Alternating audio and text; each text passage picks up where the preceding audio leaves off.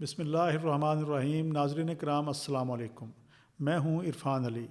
آئی studio میں آپ کو خوش آمدید۔ ناظرین کرام، صادق آباد میں پرنٹ، الیکٹرانک اور سوشل میڈیا سے جڑے صحافی جناب مزمل اقبال نے 2 روز قبل رحیم یار خان کی قومی نشست NA 172 اس میں شامل صوبائی نشستوں PP 262 اور 263 کے حوالے سے میرا سیاسی اور انتخابی تجزیہ اپنے پروگرام میں شامل کیا۔ عام انتخابات کے ان دنوں میں اپنی اہمیت اور افادیت کے اعتبار سے میں نے یہ ضروری سمجھا کہ ڈسٹرکٹ ہیڈ کوارٹر رحیم یار خان کی قومی نشست اور اس میں شامل صوبائی نشستوں کے حوالے سے یہ اہم تجزیہ آپ کی خدمت میں پیش کروں۔ PP 262 جی رحیم یار خان، پاکستان تحریک انصاف سے چودھری آصف مجید صاحب جو سابق MP ہیں اسی سیٹ سے۔ جی جی پاکستان پیپلز پارٹی سے ادھر ہے محمد ریاض سلنگی صاحب، جی جی اور پاکستان مسلم لیگ نون سے ہیں محمد عمر جعفر صاحب۔ محمد عمر جعفر صاحب یہ جس طرح ٹکٹ تو ان کا ادھر کنفرم تھا، لیکن اس کے اوپر جو پہلے یہ ادھر چیزیں رپورٹ ہوتی رہی کہ مختلف کونسلر نے بھی ان کے خلاف بڑے گلے شکوے کیے، اس کی بڑی رحیم یار خان کی سیاست میں ہلچل رہی۔ پھر یکدم پتہ چلا کہ یہ میاں عامر صاحب بھی اس کے لیے اسی سیٹ کے لیے ولنگ تھے، وہ ان کے حق کے اندر ایک ہی اوور نائٹ ہی ایک کوئی ایسا چینج آیا ہے کہ وہ ان کے حق میں دستبردار ہو گئے ہیں۔ تو یہ بھی ذرا بتائیے گا ہمیں کہ اس کے پیچھے کیا تھا، اور باقی تینوں کینڈیڈیٹ کے بارے میں ذرا بتائیں ہمارے ناظرین۔ سب سے پہلے میں آپ نے جیسے ذکر کیا ہے PTI کے امیدوار چودھری آصف مجید صاحب کا، تو آصف مجید صاحب کو بھی کم و بیش وہی صورتحال درپیش ہے جو یہاں ان کے قومی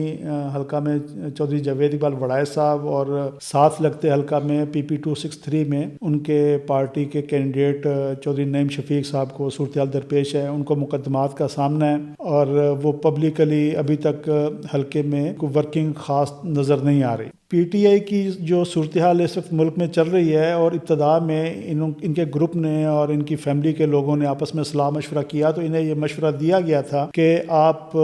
پاکستان تحریک انصاف کو چھوڑ دیں اور کسی دوسری جماعت سے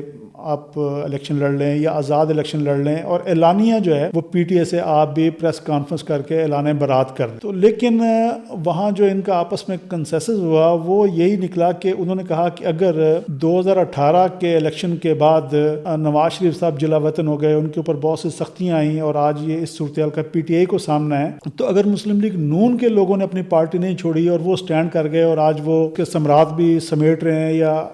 سمیٹیں گے، تو ہمیں بھی یہ کشت کاٹ لینا چاہیے۔ تو یہ وہ نقطہ تھا اور یہ وہ فیصلہ تھا جو لے کے آصف مجید صاحب ان لوگوں میں بہرحال شامل نہیں تھے جنہوں نے باقاعدہ پریس کانفرنسیں کر کے اور یہ پارٹیاں چھوڑنے کا جو سلسلہ شروع ہوا اس میں یہ شامل نہیں تھے۔ تو اس لیے جو PTI کا ہمارے شہر میں ڈیڈ ووٹر سپورٹر ہے، وہ ساری صورتحال کو دیکھیں۔ آج یہ 1977 کا یا 1980 کی دہائی کا یہ الیکشن نہیں ہے، آج سوشل میڈیا کا دور ہے اور ہر بندہ یہاں پہ ویل اویئر ہے۔ تو PTI کے جو ووٹر سپورٹر ہے اور اس کے جو بہی خواہاں ہیں، ان کو ساری سمجھ ہے کہ اس وقت ان کے کینڈیڈیٹس اور ان کی پارٹی جو ہے وہ کس کریٹیکل پوزیشن سے گزر رہی ہے۔ ویسے بھی جو چودھری آصف مجید صاحب کا حلقہ ہے PP 262، یہ ہمارے ڈسٹرکٹ ہیڈ کوارٹر رحیم یار خان شہر کا حلقہ ہے۔ تو شہروں میں آپ کو پتہ ہے کہ PTI کا ایک ووٹ بینک ہے نا، وہ زیادہ کمیٹڈ ہے۔ اس لیے میں جس طرح کے بھی یہاں پہ حالات، 8 فروری کو جو الیکشن یہاں پہ ہو رہا ہے، میں آصف مجید صاحب کا ان کا جو بھی قریب ترین سیاسی حریف ہوگا اس کے ساتھ ایک تگڑا مقابلہ ہوتا دیکھ رہا ہوں۔ یہ ہو گئی آصف مجید صاحب کی بات۔ اب آپ نے دوسرا فرمایا ہے راجہ سلنگی صاحب۔ تو راجہ سلنگی صاحب جو ہیں وہ یہاں پہ سابق جو ہمارے رحیم یار خان سٹی کی union council 36G union council, تو اس کے ناظم تھے سردار عظیم سلنگی صاحب، تو یہ ان کے بھتیجے ہیں، اور ان کا جو ایک ووٹ بینک ہے وہ ان کی یونین کونسل جو ہے نا جی، اس کی حد تک تو بالکل ہے، اور اس میں کوئی شک نہیں ہے کہ وہ وہاں کے ایک بڑی مضبوط ان کا ایک عوام کے ساتھ تعلق ہے، اور چونکہ وہاں پہ ان کی قوم کے اور ان کے قبیلے کے لوگ وہاں، یہ نورے والی کا علاقہ ہے، اگر آپ تھوڑا اس کو ذہن میں لائیں تو یہ یونین کونسل جو 36G تھی، یہ اسپیشل جو نورے والی کچی آبادی کا علاقہ ہے، یہ اس پہ یہ ڈیپینڈ کرتے ہیں۔ تو عظیم سلنگی صاحب بلدیاتی انتخابات میں اس دور میں بھی یہاں سے یونین ناظم بن گئے تھے کہ جب یہاں پیپلز پارٹی کا کوئی دوسرا کینڈیڈیٹ جو ہے وہ نہیں جیت سکا تھا۔ اچھا، باقی اب جو یونین کونسلیں رحیم یار خان شہر کی، وہاں پہ ہمیں راجہ سلنگی صاحب کی کوئی ورتھ یا کوئی پولیٹیکل ایکٹیویٹیز یا کوئی ان کی اس طرح سیاسی سرگرمیاں وہ ہمیں موومنٹ نظر نہیں آ رہی۔ تو اس لیے وکٹری اسٹینڈ میں راجہ سولنگی صاحب مجھے تیسرے نمبر پہ نظر آ رہے ہیں. اچھا سر، اب ہم آ جاتے ہیں مسلم لیگ نون کے جو کینڈیڈیٹ ہیں عمر جعفر صاحب. جی جی.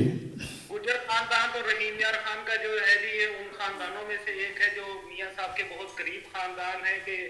یہ تو الیکشن نہ بھی لڑے تو 3 سے 4 ان کے گھر کے M N A M P A ہوتے ہی ہیں.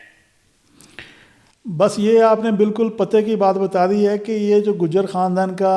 آپ کا اشارہ میاں نواز شریف صاحب کی طرف ہے، تو یہ نواز شریف فیملی کے ساتھ جو ان کے فیملی کی سطح پہ جو ان کے تعلقات ہیں، اور یہ آج سے نہیں ہیں، یہ بہت دیرینہ تعلقات ہیں،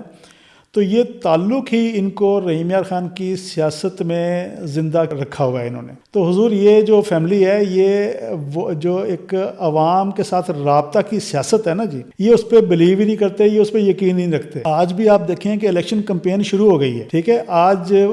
وہ دن چل رہے ہیں کہ جب آپ ایک ایک ووٹ کے لیے گلی گلی محلے محلے جاتے ہیں، ٹھیک ہے، لیکن جعفر آباد کا جو ایک سسٹم ہے اور وہاں کا جو سیاسی پروٹوکول ہے، وہ آج بھی پوری آب و تاب کے ساتھ آپ کو وہاں پہ رائج اور موجود نظر آئے گا کہ وہاں باقاعدہ آپ جائیں تو آپ کو جانے سے پہلے انٹری کرانی پڑتی ہے، رجسٹر پہ نام لکھوانا پڑتا ہے، اور وہاں پہ پہلے ٹائم طے کرنا پڑتا ہے، ٹھیک ہے. تو اس طرح کی اس فیملی کی سیاست ہے، اور جب یہ پبلک میں آتے ہیں تو بس ان کے پاس ایک ہی ہوتا ہے کہ جی ہم اتنے عرصے سے پاکستان مسلم لیگ نون کے ساتھ کھڑے ہیں اور ہماری ایک ایفیلیشن ہے. لیکن فی زمانہ میرے بھائی جو انتخابی سیاست ہے اس میں اور بہت سے لوازمات ہوتے ہیں، تو اس حوالے سے یہ بہت کمزور ہیں، اور یہ کمزوری جو ہے یہ ہر الیکشن میں ان کے گلے پڑ جاتی ہے، اور بھانت بھانت کی بولیاں پھر لوگ بولتے ہیں کونسلر لیول کے، اور جس کے پاس 10 ووٹ ہیں تو وہ اس کا بھی جو دماغ ہے نا پھر ان کے حوالے سے بڑا آسمان پہ پہنچا ہوتا ہے. یہ تو شکر کریں کہ میاں اعجاز عامر صاحب جو بھی اس کے پیچھے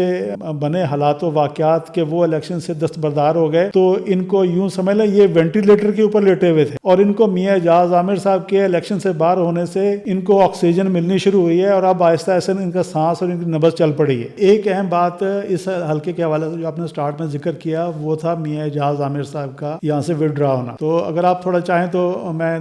ایک آدھے منٹ کے لیے نہیں میں اس کے اوپر کیوں نہیں میں کمنٹ کرا. میں اس وقت آپ کے پاس کوئی کسی کا سپوکس مین نہیں بیٹھا، میں ایز اے جرنلسٹ ساری اپنی بات کر رہا ہوں. تو میاں اعجاز عامر صاحب کے بارے میں مجھے تو کوئی آر نہیں بات کرنے میں، بلکہ میں نے تو اپنے آج سے کوئی 1.5 مہینہ پہلے اپنے ایک ویلاگ میں نے کلیئر کٹ یہ بتا دیا تھا کہ جو لوگ یہ گمان کر رہے ہیں اور قیاس کر رہے ہیں بلکہ یقین کر رہے ہیں کہ میاں اعجاز عامر صاحب نے الیکشن لڑنا ہی لڑنا ہے، تو وہ ابھی تھوڑا صبر کر لیں اور یہ کاغذات نامزدگی واپس لینے کی تاریخ ذرا قریب آ لینے دیں، پھر میں آپ کو بتاؤں گا کہ انہوں نے الیکشن لڑنا ہے کہ نہیں لڑنا. اور میں نے کہا جہاں اس وقت میں نے 1.5 مہینہ پہلے ان کے بارے میں یہ کہہ دیا تھا کہ میری عقل سمجھ کے مطابق کسی حوالے سے آپ دائیں بائیں آگے پیچھے جس حساب سے بھی اس کو دیکھ لیں تو مجھے میاں اعجاز عامر صاحب کا 8 فروری کے الیکشن میں حصہ لینا مجھے نظر نہیں آ رہا، اور وہ میری بات بہرحال پھر الحمدللہ سچ ثابت ہوئی. تو اس کی حضور وجہ یہی ہے کہ میاں امتیاز صاحب جو ہیں وہ ایک ان کی جو ساری سٹرگل ہے یہاں پہ 25-30 سال کی ان کی سٹرگل ہے، ٹھیک ہے، اور اس میں ایک یہاں کی ایم این اے شپ کے ساتھ ساتھ جو یہاں کی چیئرمین شپ ہے بلدیہ، یہ بھی 25-30 سال سے جب سے میاں امتیاز احمد صاحب ایم پی اے بنتے چلے آ رہے ہیں، پھر وہ بعد میں ایم این اے بنے، تو اس کے ساتھ ساتھ جو بلدیہ ہے یہ بھی ان کے گھر میں رہی. اور یہ بلدیہ کا جو ادارہ ہے میونسپل کمیٹی ہو بھلے وہ تحصیل کونسل ہو جو بھی اس کے نام، میونسپل کارپوریشن بھی ایک سٹیج پہ وہ بن گئی، تو اس کی جو باغ تھی، اس کی جو زمام تھی، یہ میاں اعجاز عامر صاحب کے ہاتھوں میں تھی. تو ان کو بہرحال یہ مشورہ دیا جا رہا تھا کہ بھائی اگر آپ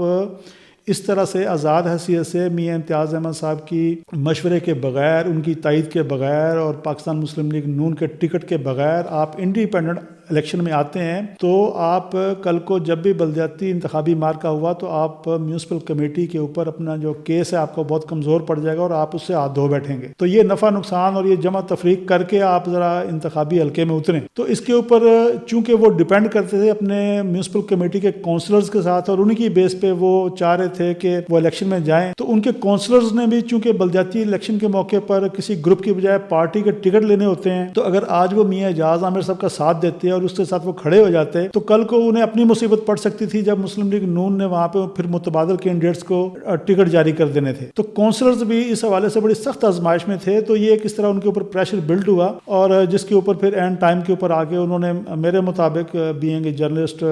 جہاں تک میں سیاست کو سمجھتا ہوں انہوں نے ایک اچھا فیصلہ کیا. تو ان کے اس الیکشن سے دستبردار ہونے کے بعد اب اس نشست کے اوپر آپ چودھری عمر جعفر صاحب اور چودھری عاصم مجید صاحب کے درمیان ایک سخت مقابلے کی توقع کر سکتے ہیں.